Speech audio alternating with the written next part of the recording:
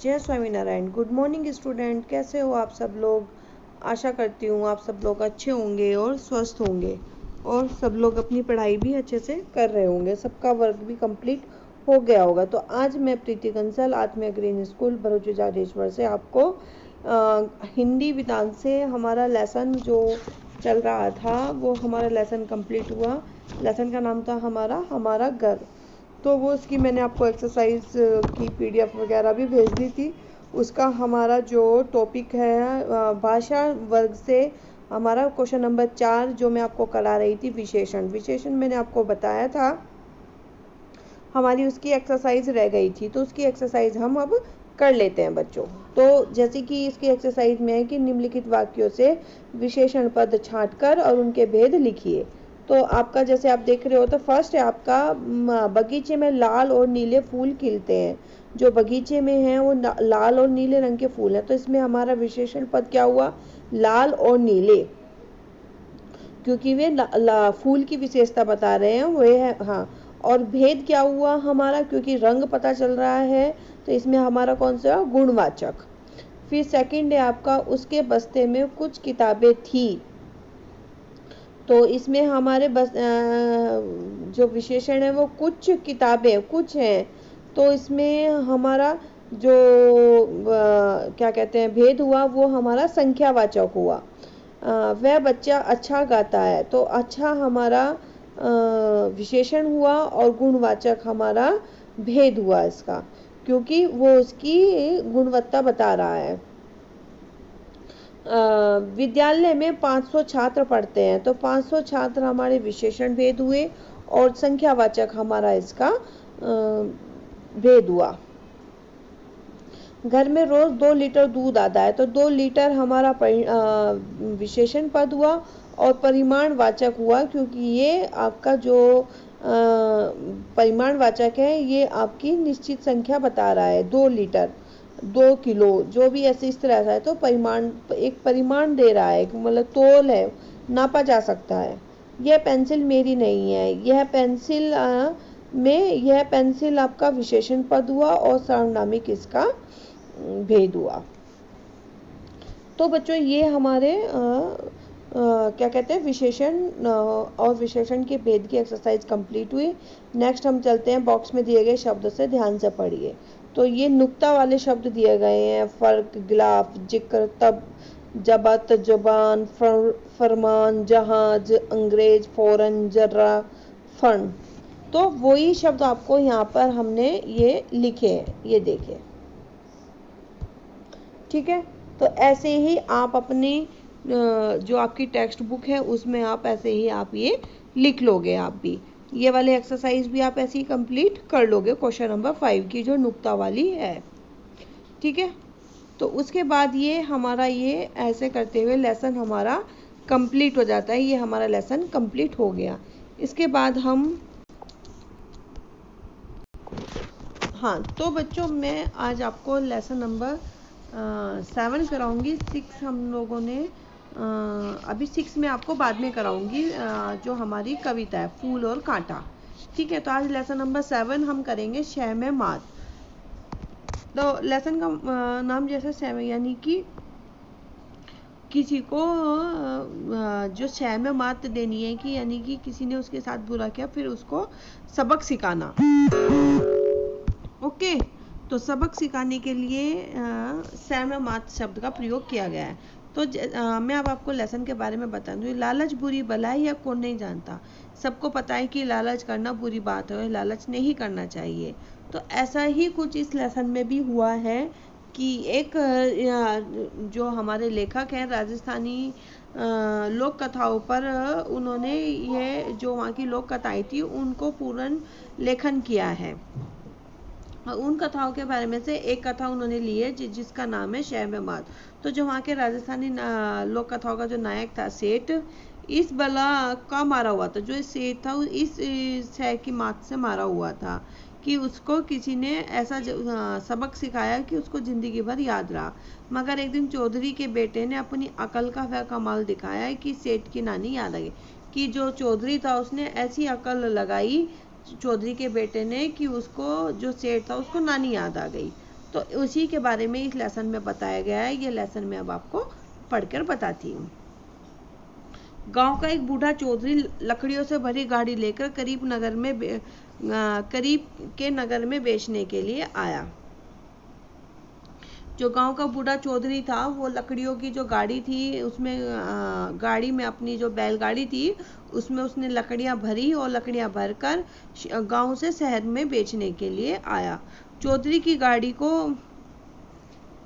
जो चौधरी की गाड़ी थी, बैलगाड़ी थी, उसको नज़र भर देखकर सेठ ने पूछा, बाबा गाड़ी का क्या लेगा? तो चौधरी की जो गाड़ी थी पूरी ऊपर से लदी हुई थी लकड़ियों से।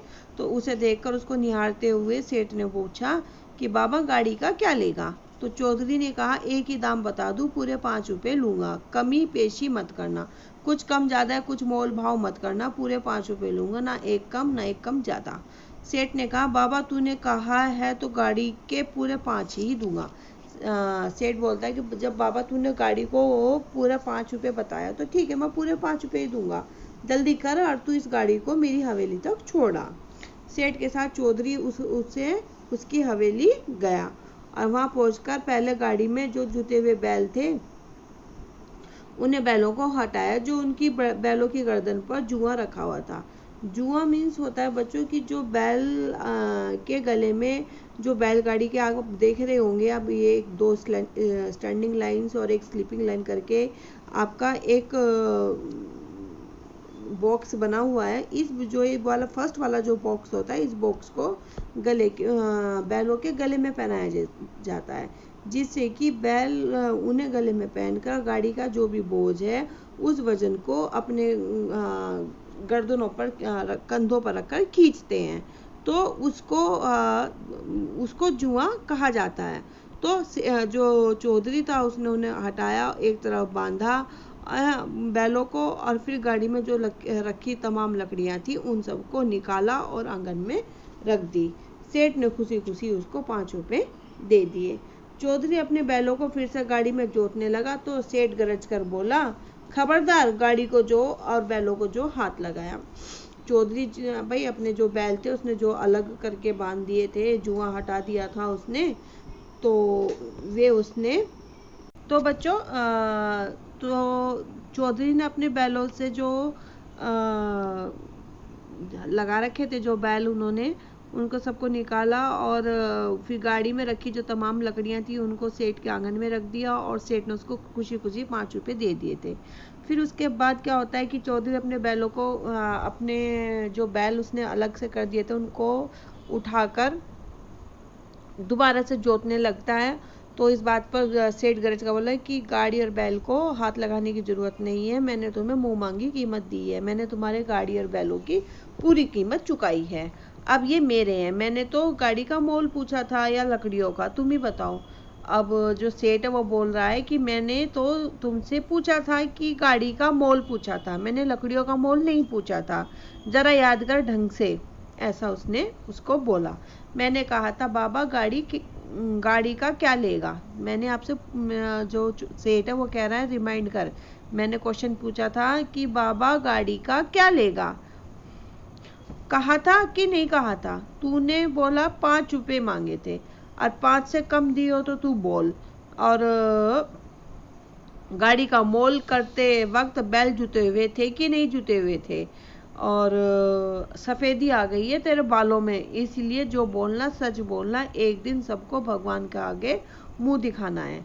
तो इसमें सेठ कहता है कि तेरे बाल सफेद हो गए हैं, तू बूढ़ा हो चला है, इसलिए जो बोलेगा सच बोलना, क्योंकि सबको एक दिन भगवान के पास जाना है, भगवान के सामने अपना मुंह दिखाना है सबको। तो ऐसा उसने उसको इस बात की हवाला देते हुए कहा और बताया कि बैल जुते हुए नहीं थे, कि जुते हुए थे, गाड़ी में बैल जुते हुए थे ना।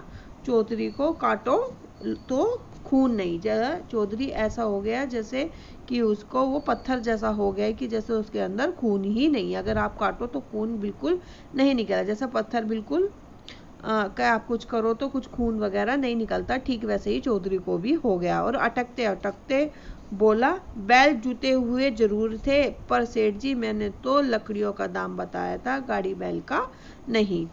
और 5 रुपए में कहीं गाड़ी बैल आते हैं क्या? सेठ जो चौधरी था वो बोला कि सेठ मैंने तो आपको लकड़ियों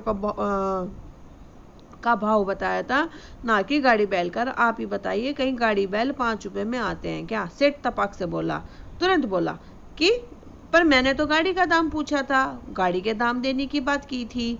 गाड़ी बैल 5 रुपए में आते हैं या नहीं ये तू जाने, मैं नहीं जानता। मैंने तो जो मोल भाव किया था वो मैंने गाड़ी का मोल भाव किया था। मोल भाव में रुपए तूने बताए थे कि मैं 5 रुपए लूंगा, और मैंने तुझे 5 रुपए से कम कोई रुपया नहीं दिया है, इसलिए ज्यादा बोलने की जरूरत नहीं है तुम्हें। और आदमी की अपनी जबान होती है कि आदमी की अपनी जबान होती है कि दो अब चुपचाप दे और अब चुपचाप चलता बन। आदमी की अपनी जुबान से मतलब है कि जब हम किसी को कमेंट करते हैं, किसी को प्रॉमिस करते हैं, तो फिर हमें उसको हर कंडीशन में पूरा करना होता है। तो वही बात ये करे कि अपनी तेरी कोई बात की कीमत है कि नहीं है कि, और अरब चुपचाप चल यहाँ से, चलता बन, नहीं तो धक्के मार के निकलवा दूंगा। और मुझे हमारे यहाँ पे झगड़ा टंटा वंटा कुछ नहीं चलता, झगड़ा वगड़ा, समझा? चौधरी को सेठ ने ऐसा तपाक से ऐसे जवाब दिया। चौधरी बूढ़ा था, अधिक चतुर नहीं था, गाड़ी छोड़ते हुए कलेजे पर आरा सा चलता है। चौधरी बूढ़ा था और चतुर भी नहीं था, और उसको कलेजे पर आरे से मतलब है कि जब हम किसी लकड़ को आरे से काटते हो तो उसके टुकड़े हो जाते हैं, तो ठीक वैसे ही चौधरी के भी कलेजे पर आरा सा चल रहा था और उसके दिल के टुकड़े हो रहे थे। सेठ के आगे हाथ जोड़े, गिड़गिड़ाया, उसके पाँव में अपनी पगड़ी भी यहाँ तक कि अपनी पगड़ी भी रख दी, रोते हुए बोला, मेरे समझने में भूल हो गई सेठ, मैं तो लकड़ियों का मोल बताया था, ना कि गाड़ी बैल का, और आप बड़े हैं, मैं गरीब हूँ, मुझ पर दया करो। लेकिन सेठ पे तो कहाँ कान पे जू रेंगनी थी। कान पे जू रेंगना यानी कि कोई भी रिएक्शन नहीं होना, किसी भी बात का कोई प्रभाव नहीं पड़ना, अपनी बात पे अड़ा रहा। जैसे कि बस वो तो टस से मस नहीं हो रहा था किसी भी बात के लिए। वो तो यही था कि तू गाड़ी बैल छोड़ के जा, मैंने तुझे तेरा मुंह मांगा पैसे दे दिए। चौधरी को समझाया कि दुनिया में जबान से बढ़कर कुछ भी नहीं, और ऊपर से चौधरी को समझाया कि जबान से बढ़कर और कोई बात नहीं होती है, जबान से ही बरकत होती है। जबान पलट जाए तो वह आदमी कैसा, यह तो सिर्फ गाड़ी बैल है, जबान से तो लाखों के वारे के नारे होते हैं। अगर तेरी ही तरह सब पल पल में जबान पलटने लगे तो दुनिया में काम कैसे चलेगा। जो सेठ था वो सेठ है ना, चौधरी को ही ज्ञान बांटने लगा, कहने लगा कि चौधरी समझाने लगा क्या कि दुनिया में जबान की ही कीमत होती है, जबान से ही हमारे घर की बरकत होती है। जबान पलट जाए तो वो आदमी कैसा, उसकी आदमी की कोई वैल्यू नहीं थी, जबान से ही उस आदमी की वैल्यू होती है। तू सिर्फ इन गाड़ी बैल के लिए तू पलट रहा है, जबान से तो लाखों के वारे न्यारे हैं। अगर हमारी जबान ही, तो हमारी जबान से ही तो हम लाखों के बिजनेस कर लेते हैं, लाखों कमा लेते हैं, और उससे हमारे वारे के नारे हो जाते हैं, और हम कहाँ से कहाँ पहुँच जाते हैं। अगर हम अपनी जबान ही की हमारी कोई कीमत नहीं है तो हमारा भी कोई, हमें कोई बिजनेस नहीं हमारा चलेगा, हम किसी से कोई उधार नहीं ले सकते, हम किसी से कोई हम अपना लेन देन नहीं कर सकते। ऐसा जबान के बारे में उसको चौधरी को बता रहा था सेठ। और अगर तेरी यही सब पल पल में जबान पलटने लगे तो दुनिया का काम क्या है। और अगर हम ऐसी ही अपनी जबान पलटने लगे तो आज अभी कुछ हम बोल रहे हैं, बाद में कुछ और बोले, परसों कुछ और बोले, तो अगर हम इतनी जल्दी जल्दी अपनी जबान पलटने लगे तो इस दुनिया में तो काम ही खत्म हो जाएंगे। दुनिया का काम कैसे चलेगा, ये दुनिया तो खत्म ही हो जाएगी। सब ऐसे सब धोखेबाज ही हो जाएंगे, सब अपनी जबान पलट पलट के ही ऐसे कि नहीं ऐसे नहीं करना, वैसे नहीं करना, तो ऐसे कैसे काम चलेगा। बेचारा चौधरी पाँव घिसता हुआ हवेली से निकला और अपने गाँव में आया। घर पहुंचते बड़े बेटे ने पूछा, बाबा बैलगाड़ी कहाँ है, रास्ते में खराब तो नहीं हो गई, बहुत तकलीफ पाई होगी। घर जैसे ही पहुंचा तो बड़े बेटे ने पूछा कि बाबा बैलगाड़ी कहाँ है, रास्ते में तो खराब नहीं होगी। बेटे को चिंता हुई कि पिताजी की बैलगाड़ी खराब हो गई शायद, और वो खराब होने की वजह से उन्हें बहुत तकलीफ हुई होगी आने में, और वो इस बात के लिए चिंतित हो रहा था। बाबा ने खींच कर कहा, बैलगाड़ी तो ठिकाने लगी है, तुम में दम हो तो कुछ करो। बाबा ने खींच कर, भाई गुस्सा तो बहुत आ रहा था उसके बाबा को, चौधरी को गुस्सा इतना आ रहा था कि उसकी जो रोजी रोटी थी बैलगाड़ी वो उसके सेठ ने उसे धोखे से छीन ली। तो अब वो गुस्सा सेठ पर तो निकला नहीं, अब खींच कर ही अपने बेटे के ऊपर कह रहा है,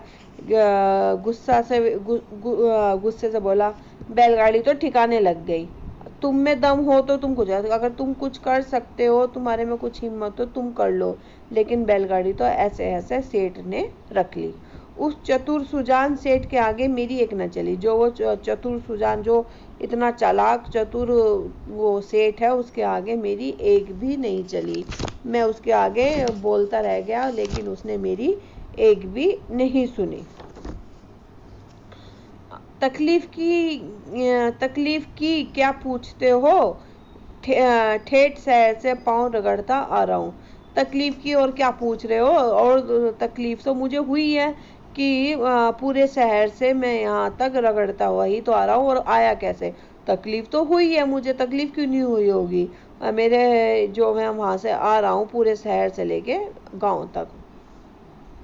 चौधरी ने अपने बेटों को ब्यौरेवार पूरी बात बताई, और चौधरी ने सेठ के साथ उसका जो धोखा किया, उसके साथ जो गलत किया, वो उसके बारे में अपने बेटे को पूरा विस्तार से उसने बताया। कहा, मेरे साथ तो ऐसी हुई। सेठ के आगे खूब रोया, गिड़गिड़ाया, पाँव में पगड़ी रखी, पर उसने तो एक ही आकड़ी पकड़ ली कि आदमी की जुबान एक होती है, जुबान से लाखों के वारे न्यारे होते हैं।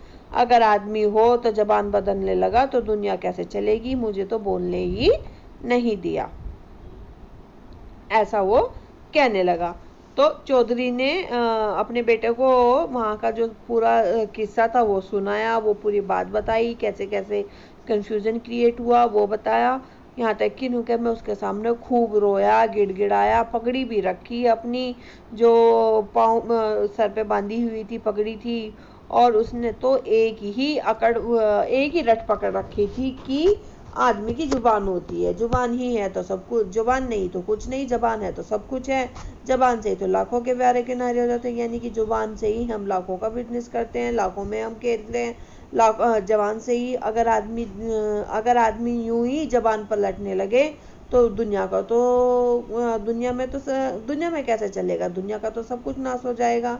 और जबान ही रट पकड़ पकड़ के उसने मुझे कुछ भी नहीं बोलने दिया, और ना मुझे कुछ कहने दिया उसने, और मेरी गाड़ी और बैल मेरे उसने रख लिए, और मैं ऐसे ही रोता बिलखता हुआ मैं वहां से वापस आ गया। ऐसा उसने सारी बात अपने बेटे को बताई।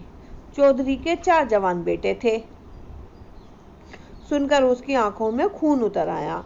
चौधरी के जो 4 जवान बेटे थे उनकी आंखों में खून उतर आया। खून उतर आने से मतलब है कि उन्हें इतना गुस्सा आ गया कि उनकी आंखें बिल्कुल लाल हो गई हैं। बड़े वाले 3 बेटों ने सुझाया, चलो हम उस सेठ की हवेली दिखा दो, हम उसकी ईंट से ईंट बजा देंगे। उसकी इतनी हिम्मत कि यूं राह चलते गाड़ी बैल रख लिए। तो जो उसके बड़े वाले 3 बेटे थे उन्होंने ये कहा कि चलो हमें उस सेठ की हवेली दिखाओ, कहाँ है।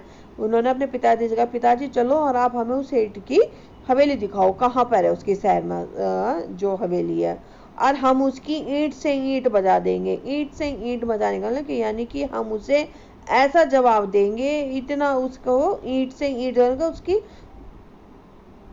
हम उसे बहुत अच्छा सबक सिखाएंगे। उसकी इतनी हिम्मत की, यूं ही राह चलते गाड़ी बैल रख दिए, उसकी इतनी हिम्मत हो गई, उसने किस वजह से आपके गाड़ी बैल रख लिए, ऐसी उसमें इतनी हिम्मत आ गई।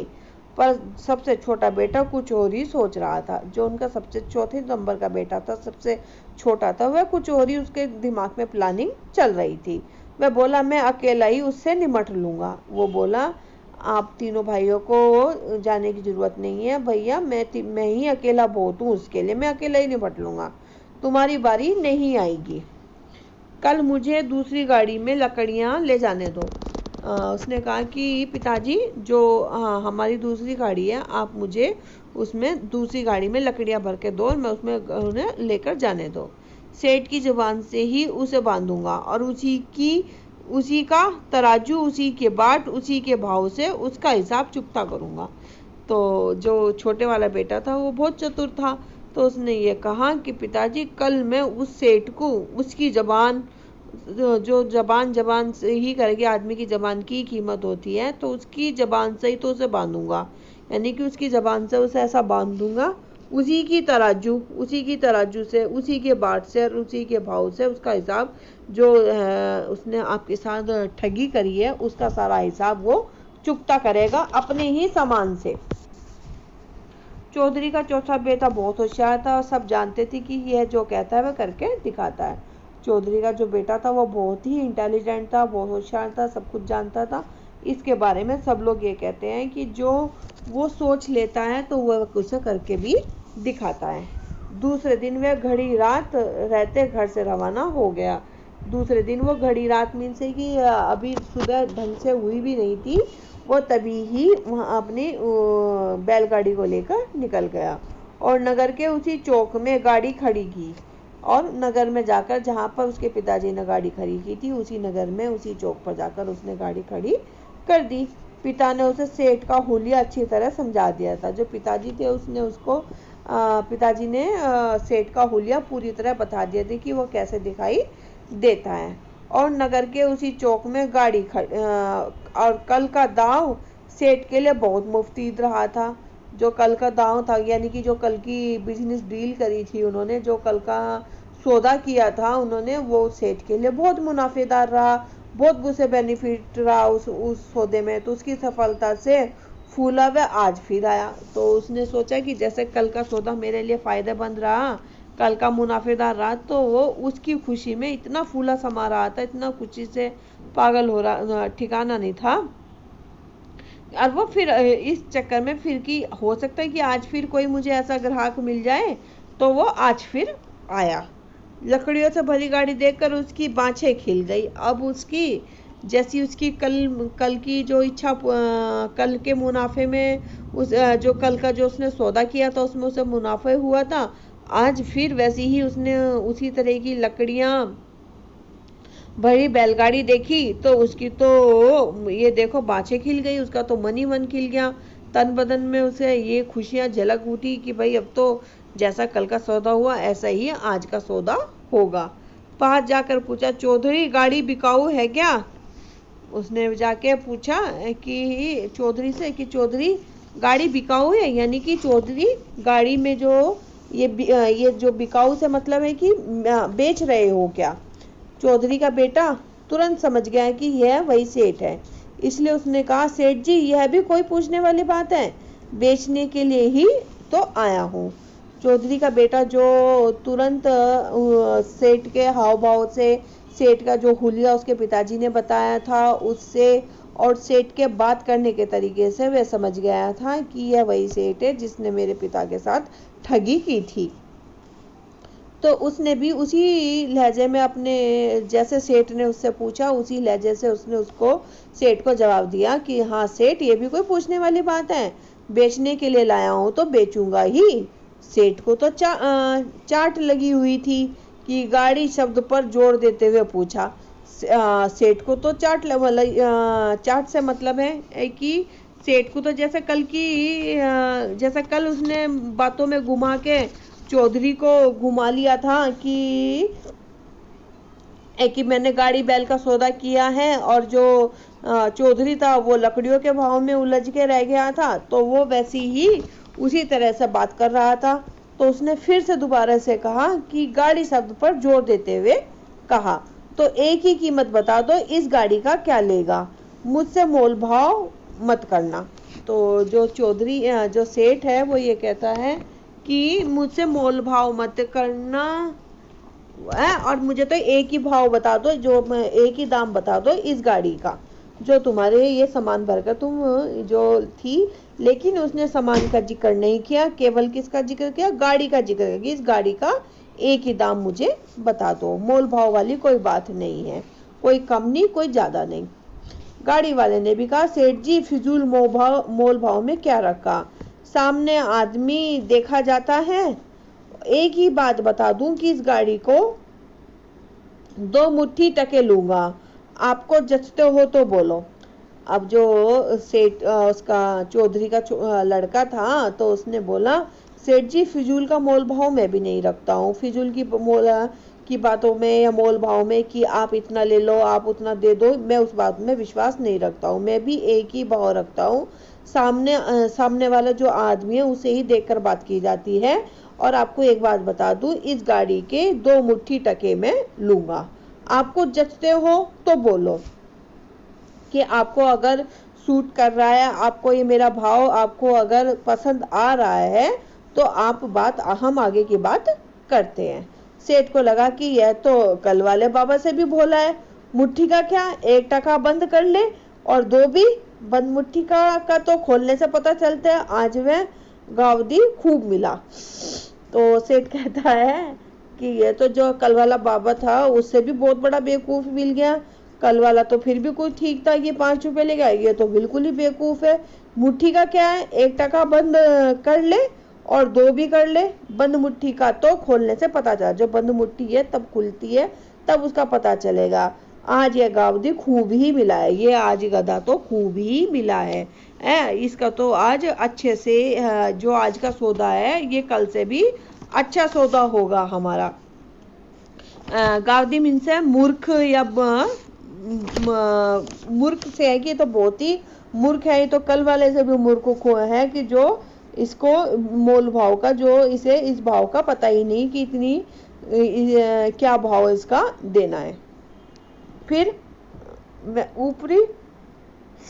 ऊपरी मन से बोला, गाड़ी का दाम तो तूने ज्यादा बताया, पर अब राजा कर्ण की बेला कौन झिक करे। चल मेरी हवेली, इस गाड़ी के 2 मुट्ठी टके ही दूंगा। फिर ऊपरी मन से, मनी मन में तो उसके लड्डू फूट रहे थे कि सौदा तो बहुत अच्छा हो गया, 2 टके तो क्या, पर उसे ये दिखाने के लिए कि मैंने कि तू दाम तो ज्यादा मांग रहा है, पर फिर भी चल मैं दे देता हूँ।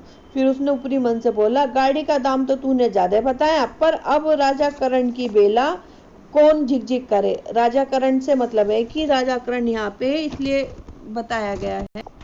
हाँ, राजा कर्ण की बेला से यहाँ ये बताया गया है कि राजा कर्ण बहुत बड़े दानवीर हुआ करते थे। जो महाभारत में हमारा महाभारत ग्रंथ है उसमें कुंती के पुत्री थे, सूर्यपुत्र थे कर्ण। तो उनका नाम युगों युगों में दानवीर कर्ण के नाम से ही जाना जाता है। उन्होंने अपना सब कुछ दान कर दिया था, इसीलिए उन्हें दानवीर कर्ण कहा जाता है। तो यहाँ पे वही बात कही गई कि राजा कर्ण की बेला कौन झिक करे। चलो राजा कर्ण की जैसा राजा कर्ण ने भाई दान कर दिया था, चलो अब कौन झिक करे इस बात के लिए कि तूने ज्यादा ले रहा है, तू कम कर ले, तू ये इस बात के लिए कौन झिक करे। चल मेरी हवेली चल, इस गाड़ी के 2 मुट्ठी टके ही दूंगा। पर चल तू इस गाड़ी को लेकर मेरी हवेली चल, मैं वहां पे तुझे 2 मुट्ठी टके दे दूंगा। चौधरी के बेटे ने सोचा, अब इसे जिंदगी भर के लिए लकड़ियां खरीदना भुला दिया तो अपना यह मुंह लेकर घर ना जाऊंगा। अब चौधरी के बेटे ने मनी मन में यह सोचा कि अब इसे सेठ को अगर जिंदगी भर लकड़ी खरीदना ना भुला दिया ना, अगर आज मैंने इसे सबक नहीं सिखाया, तो मैं अपना यह मुंह लेकर घर नहीं जाऊंगा। मैं घर बिल्कुल नहीं जाऊंगा इस बात के लिए कि अगर जब तक मैंने अपने पिताजी की जो इसने मेरे पिताजी के साथ ठगी की है और आज जो मेरे साथ ठगी करने की सोच रहा है, उसका बदला अगर मैं नहीं ले लेता हूँ तब तो, और अगर मैं नहीं ले पाता तो मैं घर बिल्कुल मुंह दिखाने लायक नहीं रहूंगा। तो ऐसा वो मनी मन अपना मन निश्चित कर रहा है, डिसाइड कर रहा है कि अब मैं इसे सेठ को कैसे सबक सिखाऊं। हवेली पहुंचते सेठ ने कहा, बोहनी के बखत पहले दाम पल्ले बांध ले। जैसे ये हवेली पहुंचते हैं तो सेठ ने कहा, बोहनी के बखत मत मीन्स है कि वो उसका फर्स्ट कस्टमर है। बोहनी का समय है आपका, जो आपका फर्स्ट कस्टमर होता है, जो वो उससे जो आपकी इनकम होती है, जो आप उससे दे रहे हो, तो उसे बोहनी कहते हैं। तो बोहनी के बखत मीन्स समय, कि उस समय जब फर्स्ट आपको दे रहा है, पहले दाम पल्ले बांध ले, कि तू पहले जो दाम है उसे पल्ले बांध ले, फिर गाड़ी खोलना, तो फिर बाद में गाड़ी खोलना। यह कहकर सेठ त्वरित गति से हवेली के भीतर गए, दोनों मुट्ठियों में एक एक टका बंद करके चौधरी के पेटे के पास आकर बोला, ले अपने दाम, फिर दूसरी सटर पटर करना। यह कहकर सेठ तुरंत गति से, मतलब तेज गति से वो हवेली के अंदर गए और दोनों मुट्ठियों में एक एक टका बंद करके चौधरी के बेटे के पास आकर बोला, ले पहले अपने दाम ले ले, और फिर उसके बाद दूसरी सटरा पटरा और फिर दूसरे कार्य में लगना। तो बोला कि फिर तू सटर पटर करेगा, चलो बाद में करना, पहले तू अपना ये दाम ले और अब फिर उसके बाद बाकी का काम बाद में करना। सेठ के टके देने के लिए सेठ टके देने के लिए मुट्ठियां खोल ही रहा था, तो गाड़ी वाले ने झट से उसका हाथ पकड़ लिया।